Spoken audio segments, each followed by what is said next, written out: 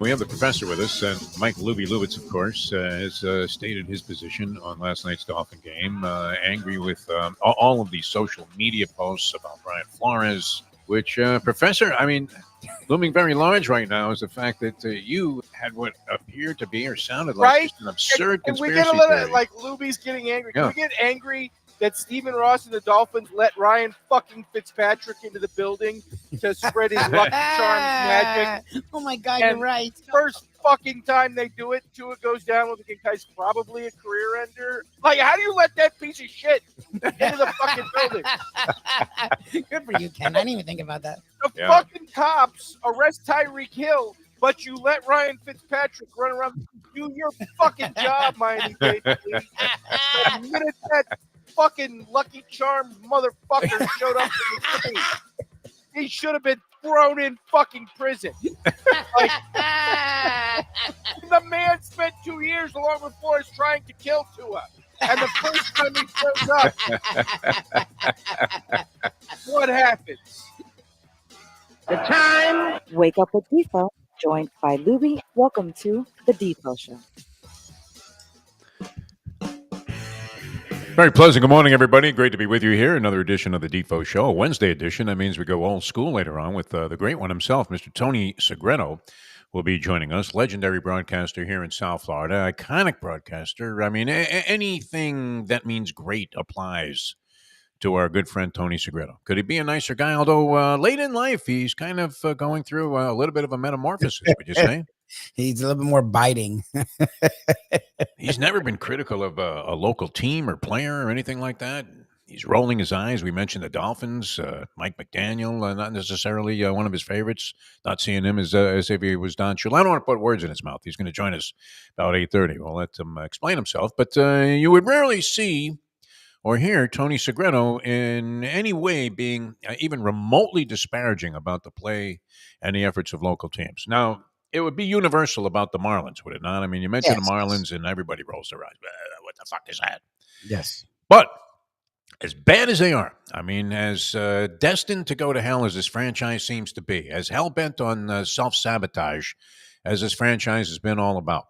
And they've had brief moments. Yes, people will point out they have 2 World Championships. That's great.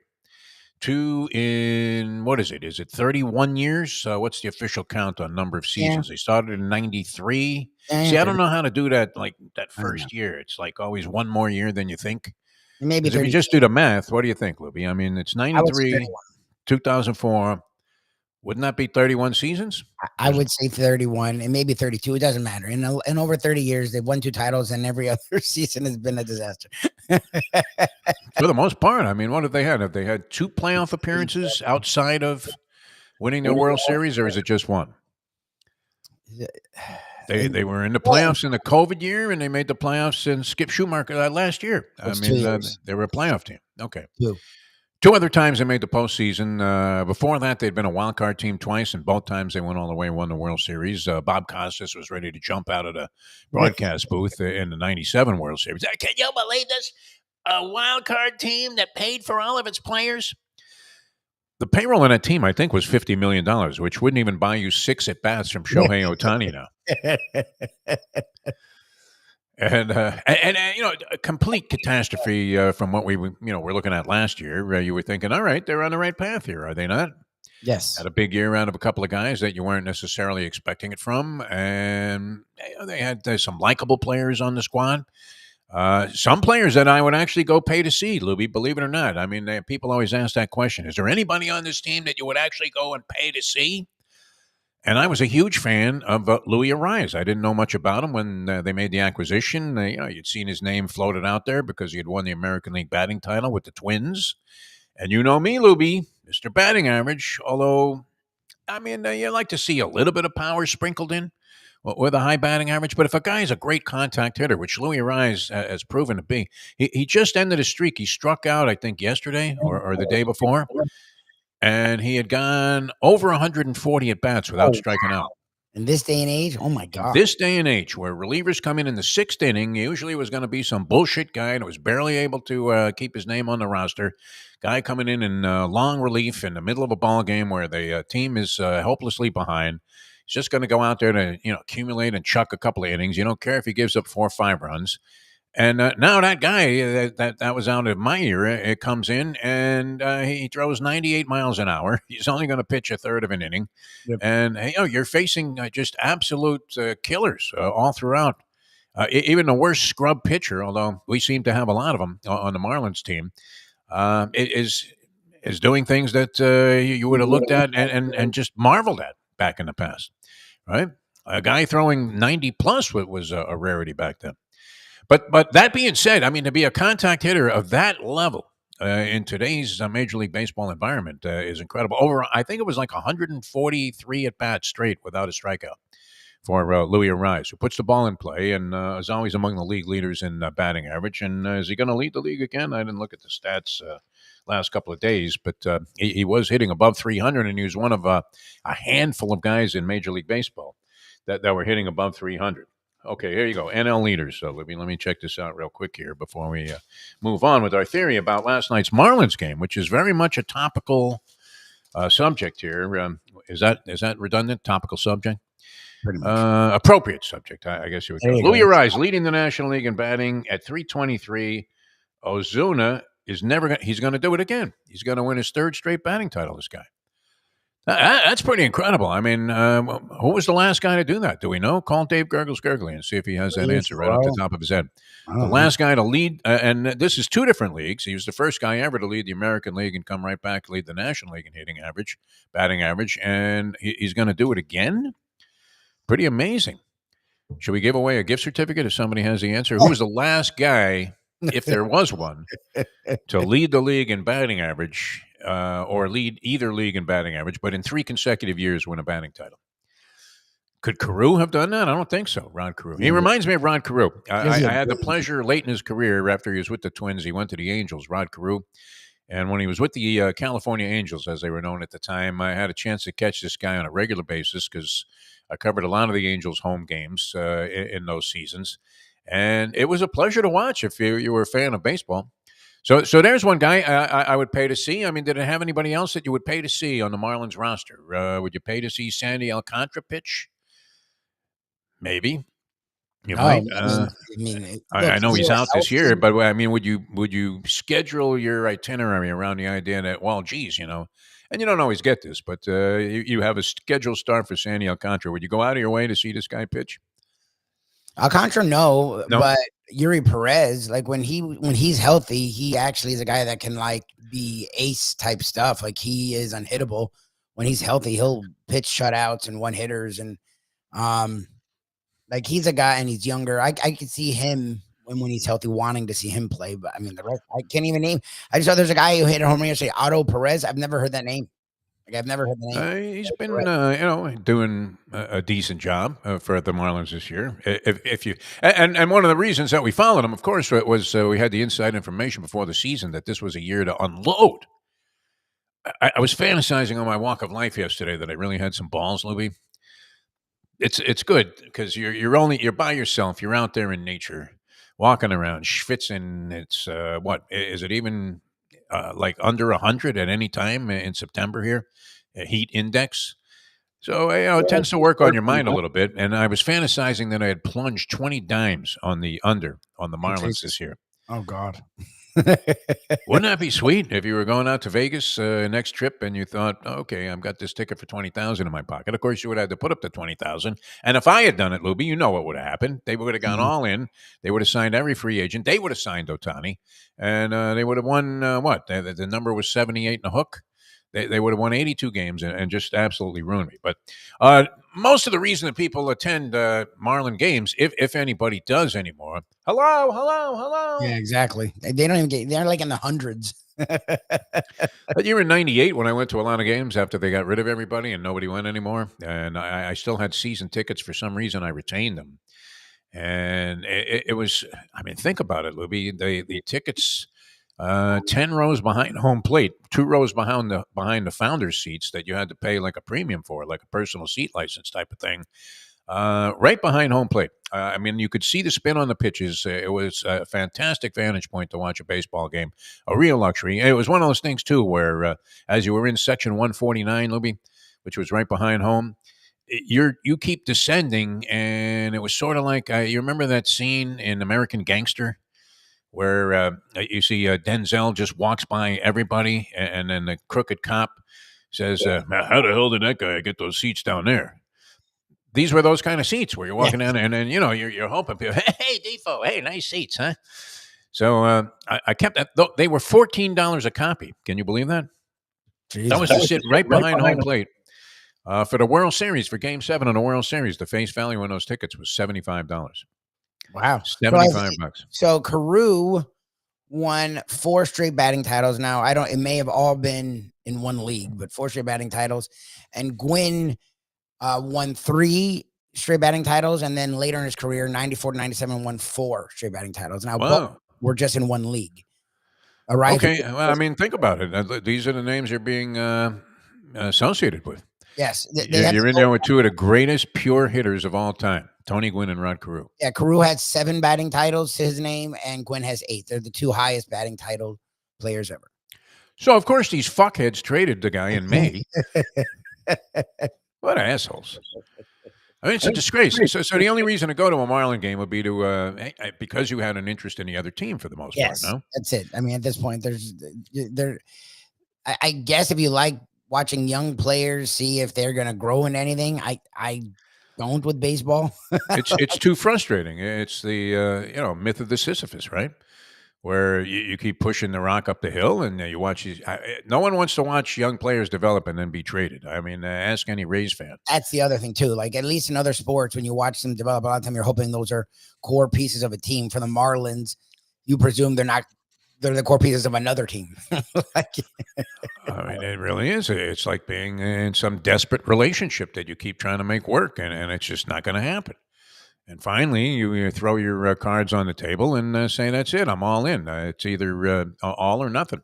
Mm-hmm. And you're going to get nothing for the most part. But the Dodgers in town, Shohei Ohtani trying to make history. He did get a step closer last night.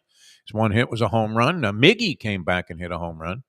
Mr. Marlin, and modern-day Mr. Marlin, at least as we dubbed him, Miggy Rojas, now the starting shortstop for the Dodgers after an injury, and he's been in the lineup throughout the season.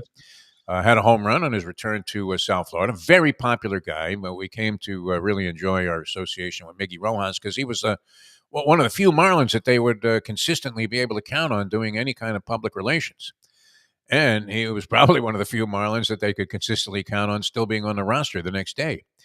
So he was a real staple of the media relationship with the Marlins, and we came to really like the guy. And he was a very friendly gentleman and very accommodating in terms of interviews and what he could ask him and his responses. And so one of those guys that naturally you're inclined to root for. So that was nice to see.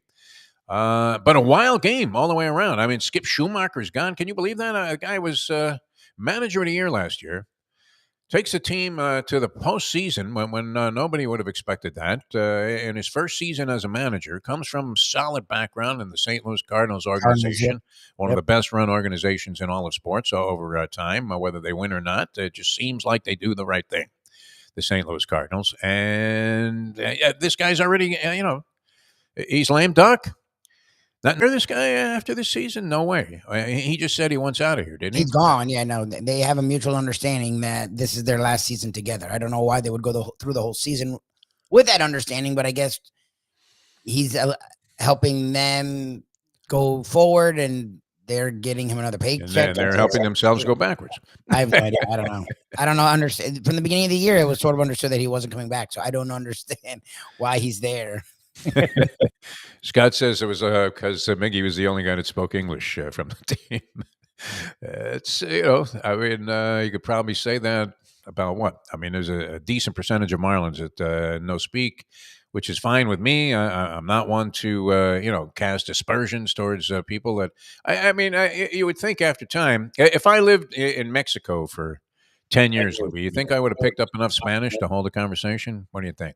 If you live in a country where that is the predominant language, and it's going to be meaningful for you to try and assert yourself to the point where, I mean, would it not be beneficial for most ball players or playing in the major leagues in America to I mean, strive to speak English? It would only help them, no? If you're unless you're down here, maybe in LA, maybe in New York, you're sort of forced to learn it because just everyone speaks English. Like that's the thing with learning Spanish. It's a lot easier when you're somewhere where that's what it is. Same thing with French or Italian. Like if you're engrossed in that country, you're sort of gonna either become fluent, if not fluent, at least conversational.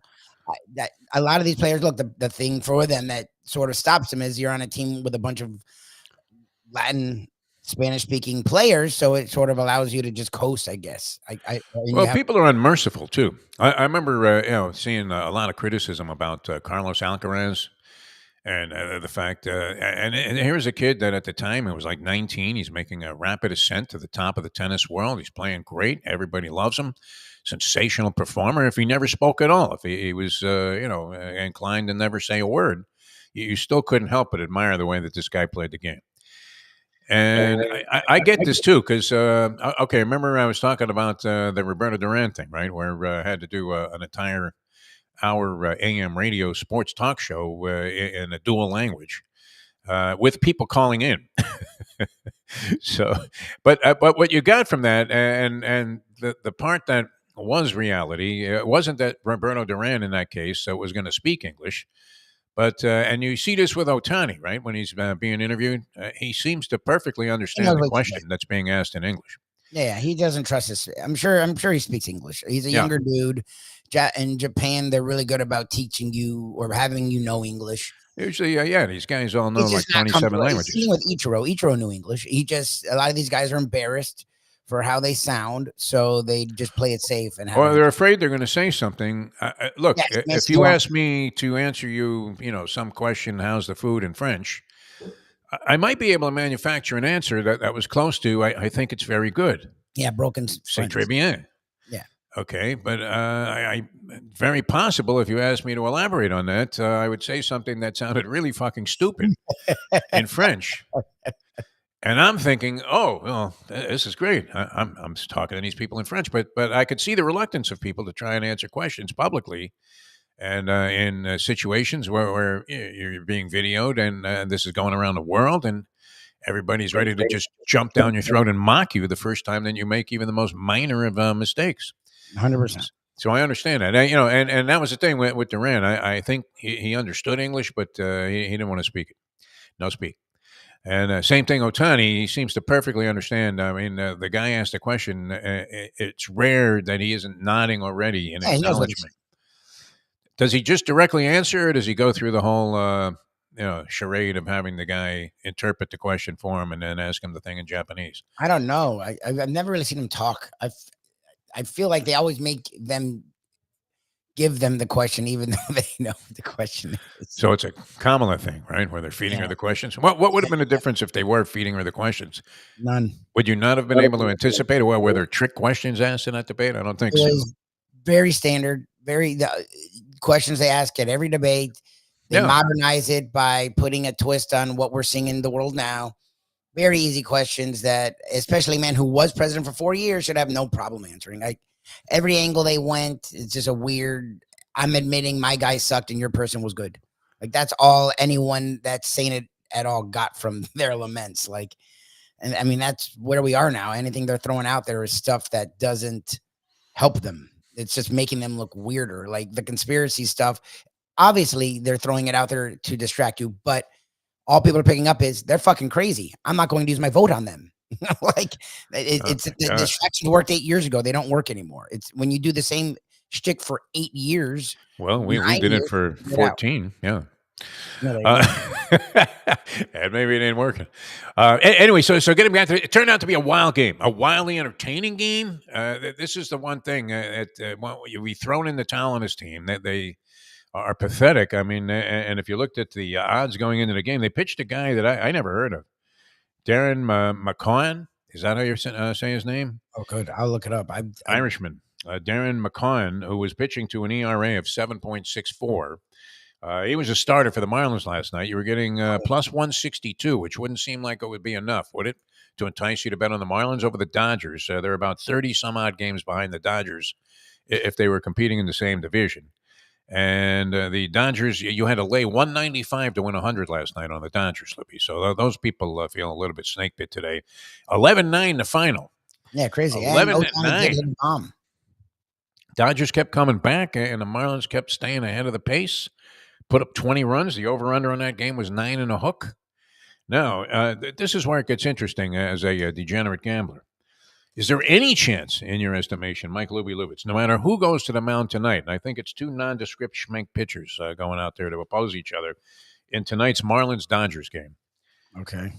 Is there any chance that you could conceive of the Marlins winning two in a row at this point in the season over the LA Dodgers, who have a fairly firm hold, I believe, on the NL West? I think they're up by a reasonable number of games, like 4 or 5, maybe even more. How far out in front of the Dodgers? They are the NL West? 3.5. They're actually not that far up. They're 3.5. 3 and a hook. Okay.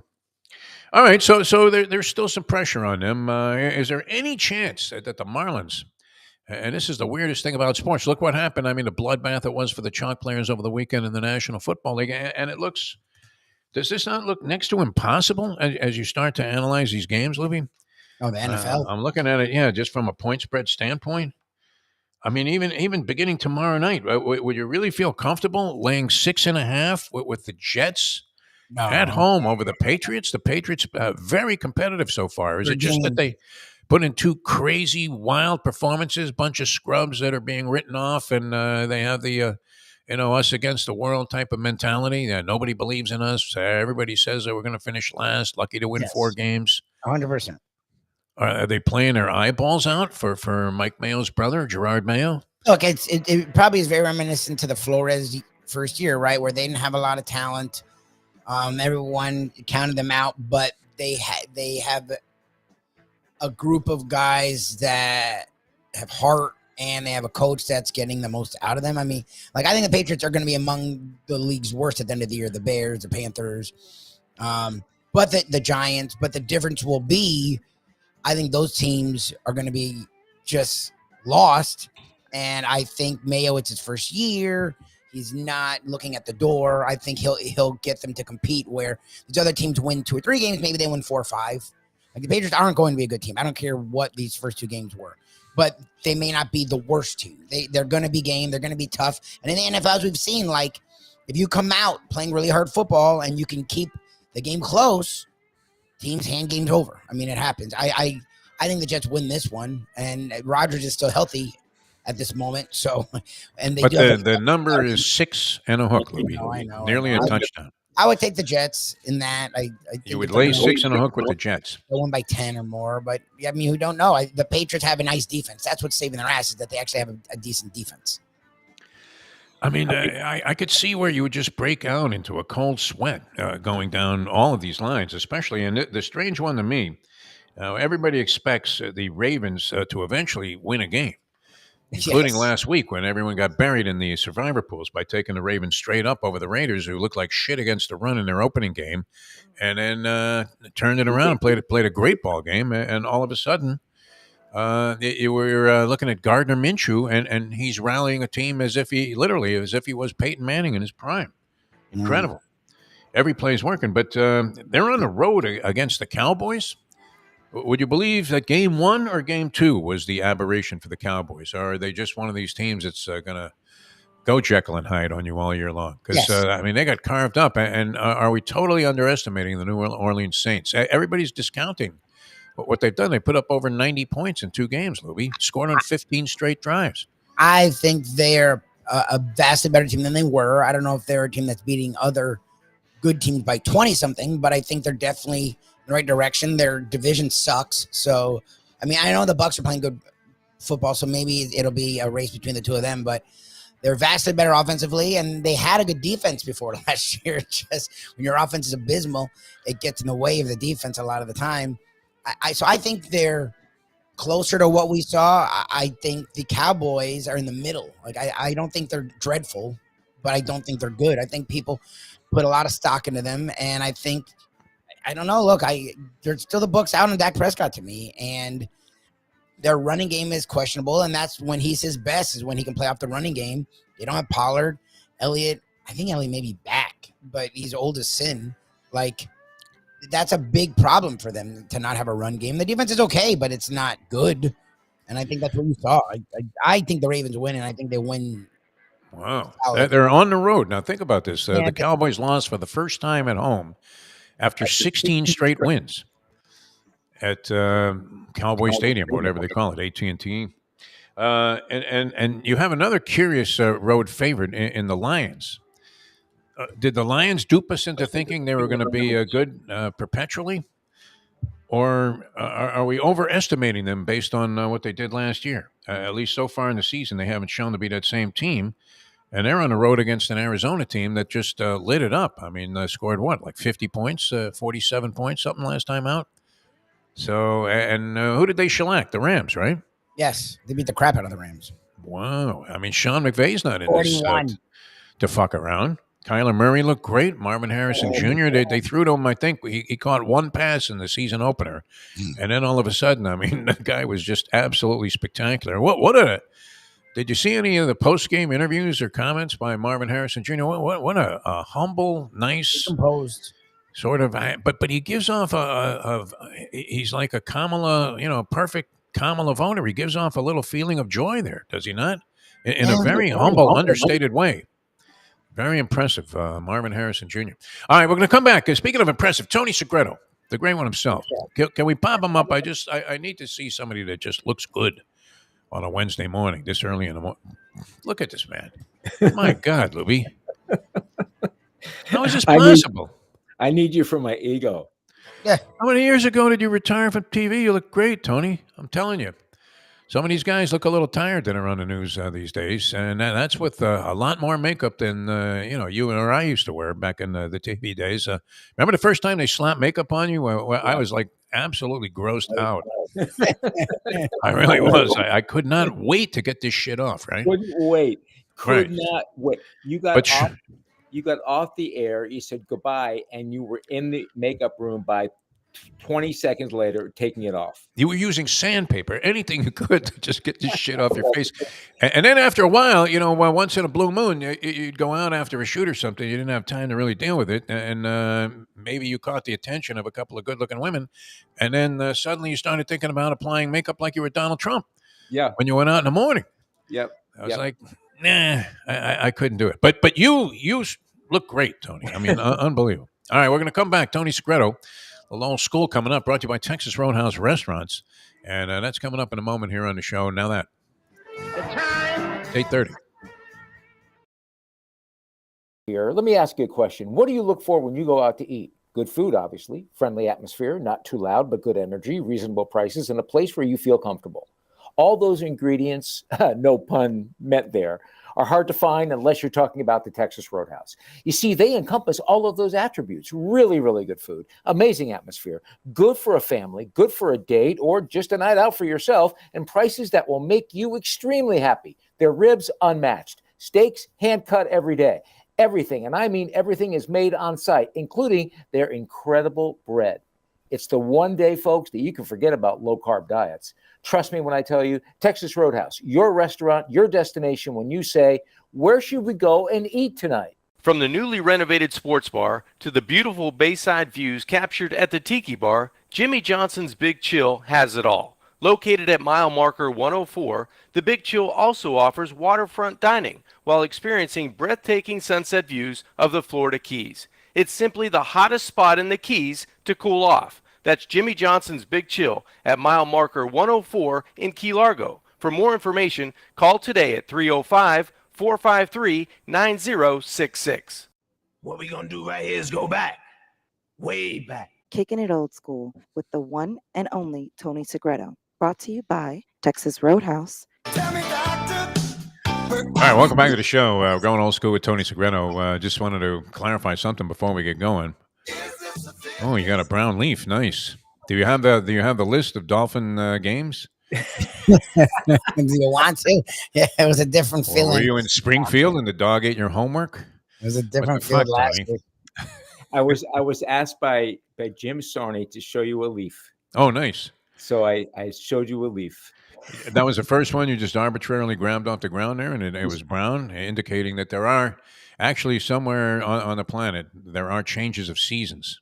which is great. All right. Did you want to address at all any of the possibilities that your name would show up on any of the lists or court documents in the freak off case with P. Diddy? Tony, have you been following this? I mean, the guy. I mean, no bail in federal court is very serious shit. Because usually they just let you sign your way out. Like the bail could be $250,000, and you just sign for it, even though you don't have a penny. He's playing now. He's playing now just to get out of jail. Oh yeah, is he really going to cop a plea on this now? I don't think so, man. This is some serious stuff. I'm not sure. This is awful. This is just downright awful. How do people shrug off that video too? Is it just because like school shootings, we sort of became immune to the video of some celebrity literally like assaulting and kicking and beating some helpless woman? We're in a society today that you are just you're immune. You see, oh, that happens to that person, or that happens to that person, until it happens in your neighborhood or around your block. You don't feel affected by it. Oh boy, it's not good. It's not good. Yeah, I mean, when we saw the Ray Rice video, I remember. I mean, that was as it should have been. It became like a giant cause celeb, and then and later on, I thought Ray Rice was very contrite about it. I mean, he eventually resolved his issues with his wife. They seem to be doing so and motivated to do some very good things. You hear nothing about that, but I mean, we started to see these kind of videos, and to the point where I'm watching this P. Diddy video, and I'm thinking, nobody was just there wasn't the universal outrage that you saw previously. Same thing with unfortunately these school shootings where only 4 people died. Okay, that's kind of weird. You're right. Anyway, all right. So you had nothing to do with that, Tony. Is basically nothing to do with it. Oh God, I plead the fifth. I was a big fan of the use of baby oil at one point, but then it got to be like very, very messy. I don't know. We had like thousands of bottles of baby oil. Freak. Oh God, dude. Interesting. But it's very serious shit because. I mean, can I tell you something? No bail are the 2 words that you never want to hear grouped together when you're in court. No bond. No bond. I want to tell you something. I'm gonna read a text from a big Dolphin diehard fan. Okay. His text is, Tyler Huntley, are you kidding me? Yeah. Right. Quarterback off Baltimore's taxi squad. Finns are idiots. Tyler Huntley, as I recall, isn't half bad. And if you were running the Mike McDaniel offense, he fits it and suits it with his skill set. If he still has those skills, far better than Skylar Thompson would. I thought it was a pretty good move. No, I mean, I haven't. Tyler Huntley, has he been doing anything of late? He was briefly seen as a viable starter in the league, and he has started, and he's been around a long time. I just don't know. I mean, where's he at in his career if he was on the practice squad of the Ravens? I don't know. But, it's a sad state that the Dolphins find themselves in. It's a sad state that they have to, talk to Tua, make his decision, and then how they have to go on and how they're going to do it. You got to have 2 quarterbacks, and I don't know. I just don't know what to tell you. Well, it looks like a disaster is about to transpire. It is a disaster. Yeah. No, Tua's going to go on IR, so he's going to miss 4 games. He's missing at plus least the bye week. So if he does come back, it won't be till much later in the season, at which point the thing might be already up in smoke. I don't know about having 2 good quarterbacks, Tony, because if you really look at the league, 32 quarterbacks, I mean, does every team have a starter that you look at and go, okay? I mean, I don't even know that there are enough good starters to fill, and that's been the case for a while, to fill all 32 teams. So to have backups of that, that you're thinking, okay, no problem, is not an easy thing to do. Look, most teams don't have starting caliber quarterbacks as backups. I mean, it's just hard to have that, like you're saying, 32. But when some quarterbacks get injured more than others, So if your team is that team, you should have a quarterback that can start a game and not have you jumping off of a cliff. Like, that's the problem for the Dolphins. They have a guy that literally almost didn't get a contract extension because of injury issues. Like, going back to college. So it's like you are a team that should have had more than fucking Skylar Thompson and Mike White duking it out.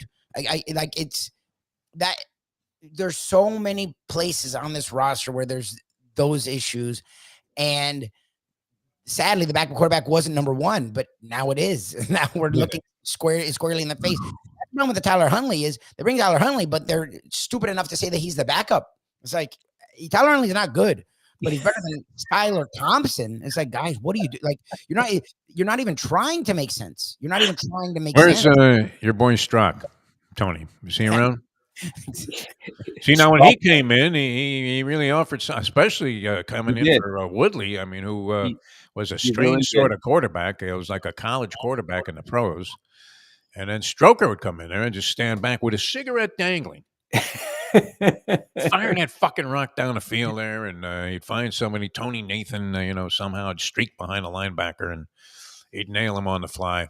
That was good. No, I mean, are you finding it surprising at all? I'm sure you love this, Tony, that immediately there was speculation that the Dolphins might try to talk to Tom Brady and Colin Kaepernick.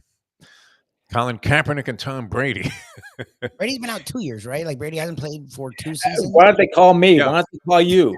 Come on. Like, what if he was talking? I have as much chance of being signed. I can drop back. They do have an obsession with Brady. We know that. But, yeah, and Brady looks great. Could you look any better for a guy? I mean, did he ever? He had work done. He had work Wow. done. Plain and simple. My wife said to me, she said, look at him. He has had to have work done. Come on. It makes, Tom Cruise look like an old geezer. And Cruise is well preserved. What happens? I mean, as Joan Rivers used to say, does your face just turn to Tupperware by the time you hit 60, Tony? When he sits down, his eyes close.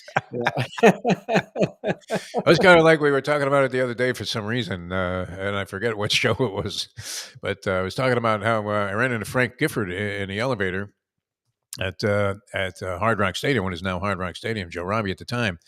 And the guy had so much work done that when he smiled, he passed gas. Yeah. But he looked like an iguana. I mean, the skin was... I mean, they've made great improvements in this. I don't know how you could look that. He looks like he just came out of the fucking womb as a grown man. I saw a commercial last night for some country concert that's going to be some country show that's going to be on television. And Shania Twain was the lead host. Okay. I did not recognize her. She's had so much work done on her that it was, and I looked at my wife, I said, this has got to be, this has got to be. And I didn't even know what to say. I didn't even know. How's she look? I mean, is it an improvement or does she look like Chuck Wepner? Chuck Wepner, yes. How many? Yeah, well, when a woman looks like Wepner, that's not good. Like Pete Rose. How many people remember Chuck Wepner? Oh, Wepner, universally. Yeah, we had him on, and we know Wepner. They made a movie about the fucking guy with Liev Schreiber playing Chuck Wepner, which was a bit of a stretch, I think, for Liev. No, he didn't really, give you any kind of real resemblance to Chuck Wepner in the movie. All right, so that was ridiculous. What else are you seeing, Tony Segreto? Did you watch a lot of this NFL action? Because the chalk players were buried over the past weekend. There was a lot of flipping and flopping. The Saints put up 90 points in 2 games, scored on 15 straight drives. The Cowboys, who looked really good in week 1 after they gave everybody their money, all of a sudden, got walloped by the Saints. A lot of strange stuff what was taking place. So what did you zero in on anything in particular? And then I have an inside Florida State question to ask you. Oh, inside. Ask me that question first. Okay. I had a friend call me yesterday, and he believes that Florida State is the biggest cinch on the board to win this week, laying 2 points against the California team, who, even though they just won their previous game by 21 points against San Diego State, And they beat Auburn. 3-0. He thinks they're not a very good team. This is a guy who bet substantial cake. I mean, we're talking, many multiples of dimes here. And he says he's going to make his biggest bet of the season on Florida State. But he was asking me if I knew anything. I wouldn't do that. Like, and you are plugged in with all of this stuff. Norvell is. Has he lost a team? Is there dissension? What's up with Ukulele? Or did they want him out? What's the story? We all want him out. That's 100%. Yeah, that's true, Lubie. We all want him out. He's not listening.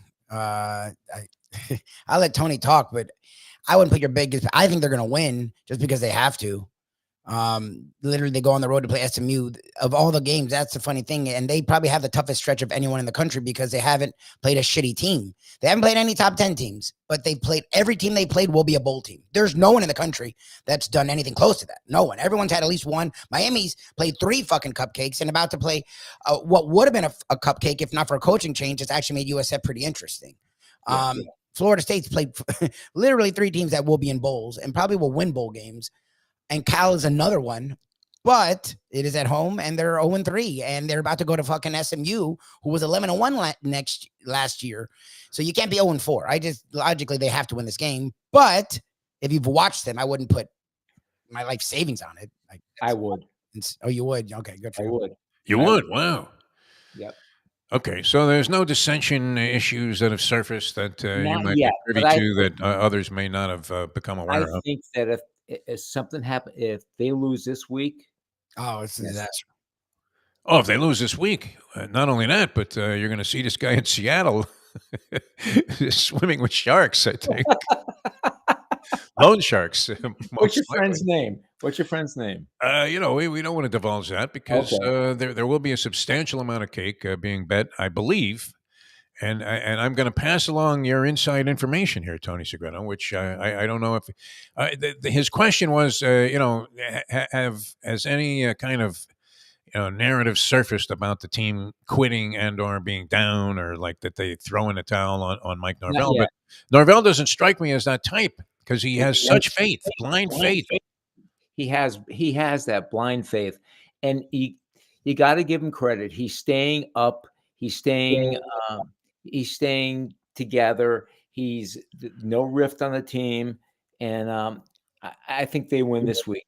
I think they win. Florida State fans can't turn on this team this quickly, also, can they? I mean, they have, but I mean, they were undefeated last year. For God's sake. Wrong? My daughter, I said, I talked to her yesterday. I said, "Well, what do you think about Florida State?" She goes, "Dad, I don't want to talk about it." Yeah, no, it's bad. Wow, it's really bad because Norvell's not helping. Like Norvell's not helping at all. But he's staying the course. He isn't waffling. Look, I get it. When you talk to actual football people, they say, look, being dramatic and desperate actually is not smart. And I get it. Look, in life, desperation is a model of invention because you throw so much shit at the wall, eventually you find the right thing. But that doesn't mean it's good. Desperation actually is bad. In life, you make your worst decisions under desperation. I understand all that, believe me. As a person who actually does the opposite, when I'm desperate, I usually try to take a step back because I know I'm going to do the wrong thing. I'm king of neuroses, and anxiety. So I get desperation's not what you do as a head coach, but leaning in and sounding like a fucking lunatic isn't better. That's not better. I think we want to hear, look, I know what the hell you're saying. I'm seeing the same thing. It's unacceptable. We have issues. He's not doing that. He's like, well, we're close. He was almost pulling an Oliver Dottie. This play and that play, we would have been great. It's like, dude, what are you talking about? DJU's showing me some stuff. Dude, you're scoring less points. That's the problem. That's where Florida, it's not that we're throwing them away in the firing. The buyout alone, no one's firing Mike Norvell. I don't know why people do this. They just waste their breath. But the reason we're just not happy, because losing is bad, but we are totally just because of how he's reacting. He's not making changes at all. Bobby himself said, look, if you're not winning, go young. Bobby said that. Bobby Bowden said that in the early FSU days, and it worked for them. He's not doing it. He has a lot of young talent on this team, and he's like, no, we're just going to go with the old guys that clearly aren't motivated and are doing a horrible job. No one wants to see that. That's just not what people want to see from a coach when things are tough.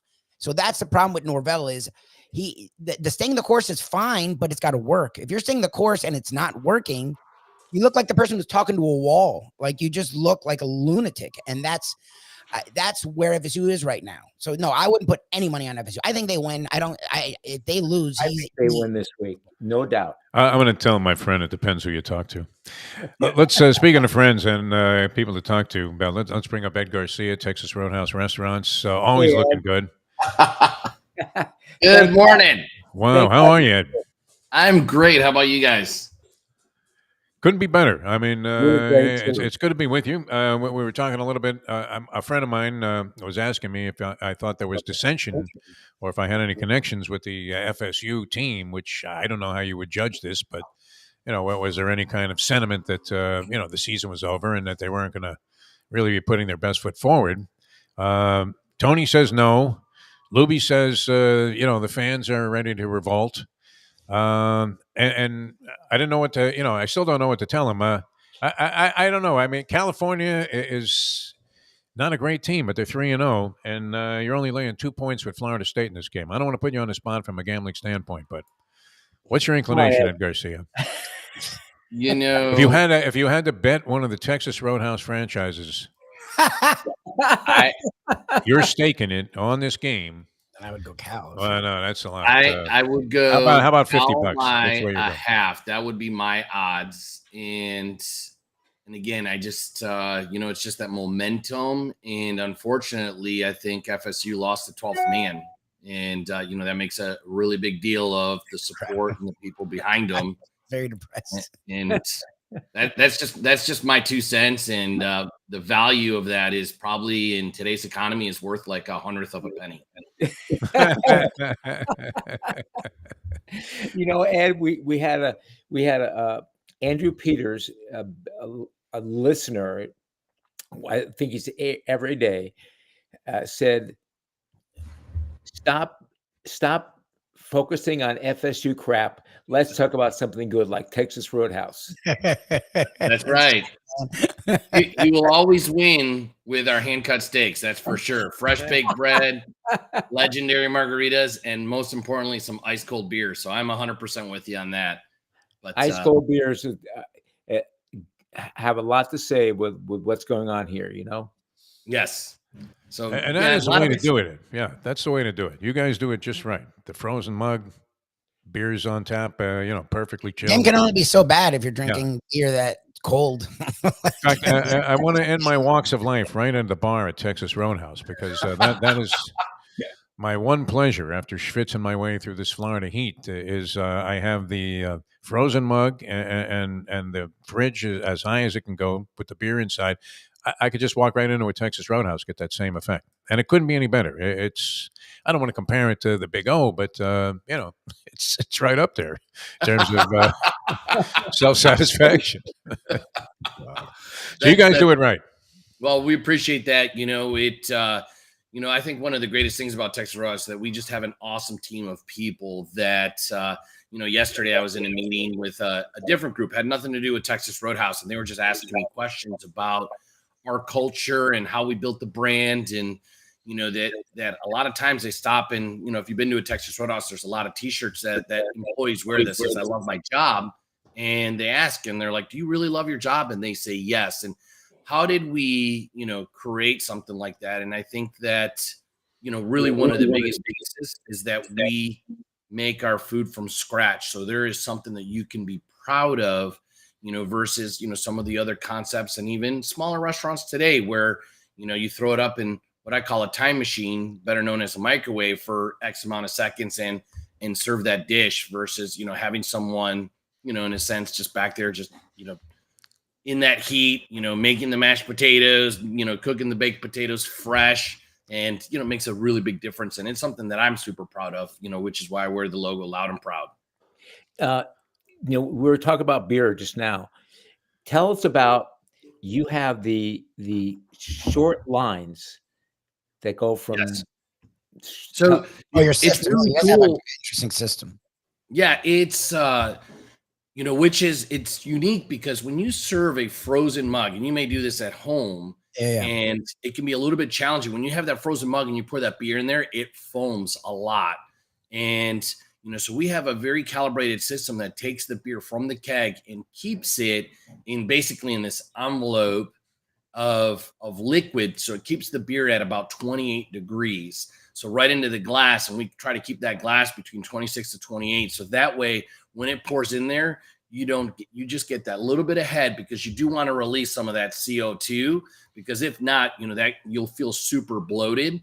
And it also just kind of allows the beer to breathe. Sounds kind of weird, but hey, that's the hops and the wheat, the barley, all that stuff coming to work, and makes a delicious tasting beer. And it's ice cold to the last drop.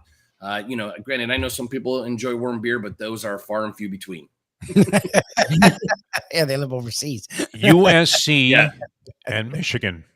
Ed Garcia. USC and Michigan. I won't put you on the spot again about the point spread. USC on the road, favored by 5 and a hook. Yes. At the big house. It is What at do the we big make house. of it? My tickets have not sold. I lowered the price again. Oh my God. Get out of here. Oh, they But, struggle. They beat Arkansas State by 10. I mean, and like they're better than FSU, but their quarterback situation is not. And You want to see the mighty Trojans? Get out of here.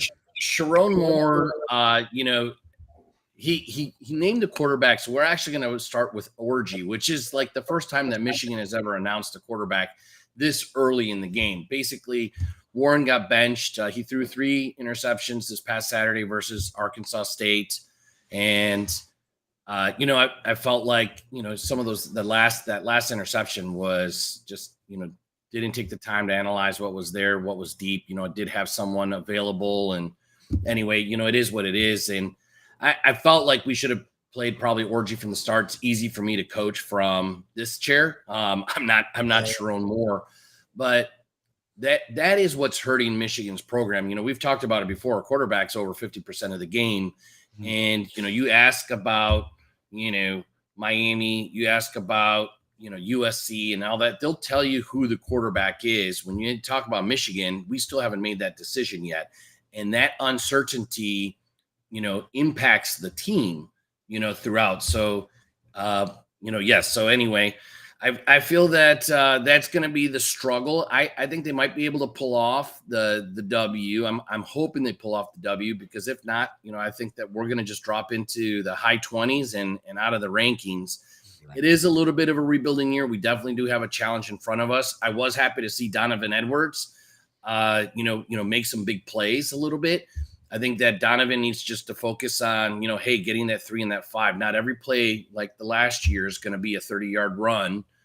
And, the D-line is coming together. They should be much stronger than they are. But, Michigan is looking pretty good. And, hey, it's going to be a challenge, because we did struggle against Arkansas State. Fun fact, though, Michigan posted the score online that they won 28-10 with 5 minutes left, and Arkansas State changed that. And I was very confused, because I was looking at my phone and they're like, Michigan wins 28-10, and I'm watching the game, and Arkansas State came in for a touchdown. So, a lot has to be said. You can't state enough about the quarterbacks. Look at Miami. CJ Carr comes in and boom, he makes a huge difference. Absolutely. And, I feel, Orgy's a little bit on the green side. I personally, I think we maybe take a page out of the Bo Schembechler book, where, Henny would play 2 quarters, Brady would play 2 quarters, and just kind of let them get that flight time and, go from there. But I think that's the big picture that they need to attack right now is, just let these quarterbacks develop and get, play with some of these different teams versus putting all the eggs in one basket. And, Warren's got a really cool story if you haven't read about it. Almost passed away at age 19 and, battled leukemia and, didn't have a future, they said, in any type of sport. And here he is, he opened up for Michigan. And I think that helped him get that start, but at the same time, we got to look at the brand and balance things out a little bit and really kind of, and unfortunately it's Warren's senior year.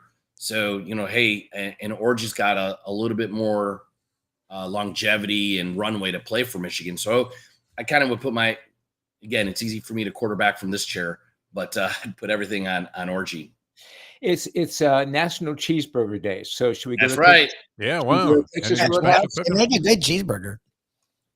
I'll tell you, the smokehouse is my absolute favorite. It comes with both cheeses. You get American and the Monterey Jack, a dash of barbecue sauce, and the mushroom and onions on there. And I'll tell you, our 8-ounce patty is absolutely phenomenal. You can taste it. Now, I'll tell you what the big game changer is that we toast the bun. So when you grab it, you get that texture, that little bit of a crunch, not, versus something soaked in grease. And I think that makes a really big difference. So my absolute favorite, I get it cooked medium. I add a little bit of bacon because, why not? If you're going to throw on the 21 calories, might as well make it 22.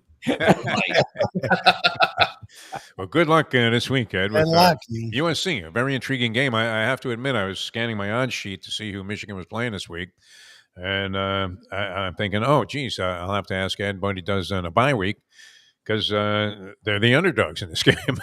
I was looking in the wrong column. I figured naturally that they would be favored. But so yeah, real contentious game. And, maybe they come back and make a little statement there if they can beat the Trojans, who a lot of people all of a sudden have a big affinity for.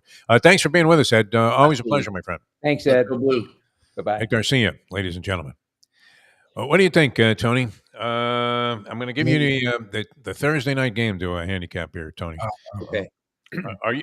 Well, I have a feeling. I don't know. Is this a long time inbred bias from being a Miami sportscaster and broadcaster, where you would naturally go against the Jets in every situation? No. Or is that just like a new form of intelligence where you realize, hey, history with this team is destined to repeat itself. They're cursed.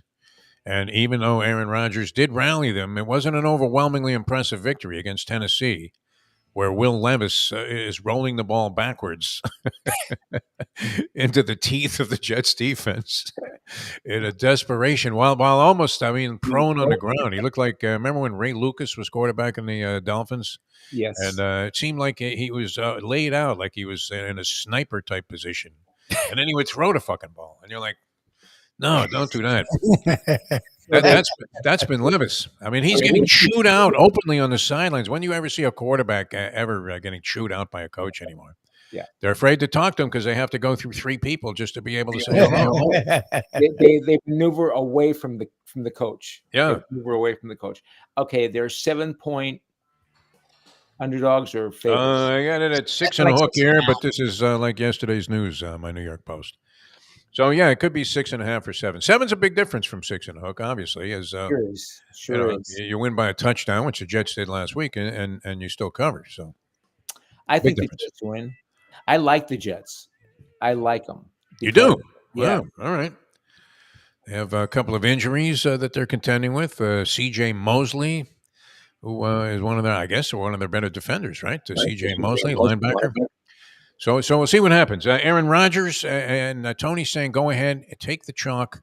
Take the chalk. And take the Jets over the Patriots. The Patriots, though, surprisingly making a representative showing so far this year. I don't think anybody anticipated the way they would be in both of their first 2 games, winning against the Bengals and then losing in OT to Seattle. It's a topsy-turvy NFL season.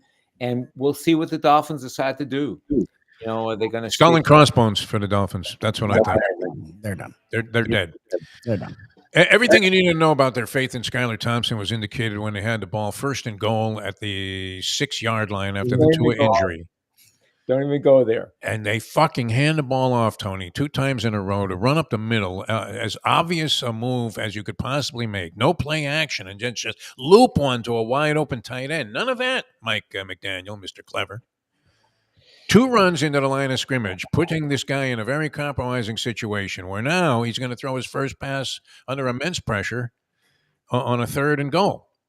And then, unfortunately, have to go for it on 4th and goal, and gets flattened like a pancake. Unbelievable. He looked like he was at the Waffle House. They gotta, they're probably dosed. They're done. They're finished. done. Yeah, no, it's over. It's over, Johnny. It's over. It's right on the Rambo. All right, we love you, Tony Segreto. Thanks so much. The brown leaves are on the ground. All the leaves are brown, and the skies were gray.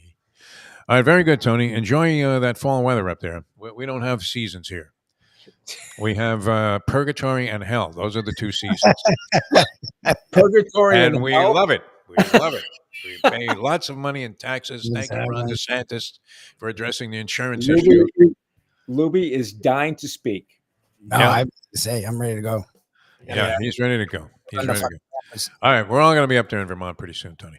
We'll see you next time. Thanks so much for being with us. Tony Segreto, ladies and gentlemen. All right, that's going to do it, man. USC, Michigan, kind of an interesting game. USC's annihilating Michigan. I love it. USC's defense somehow is fixed in a year, which is impressive because it went from dreadful to actually pretty good, and their offense is as good as it was. Michigan and the FSU are similar. Michigan's an illusion because the championship last year. Is that what Michigan's defense at least is strong.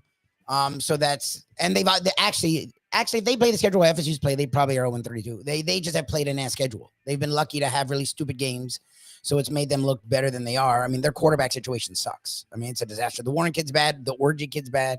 And as we've seen, you can have everything. If that's bad, it's really hard to do anything, especially against a good team. I mean, I think they're going to get annihilated.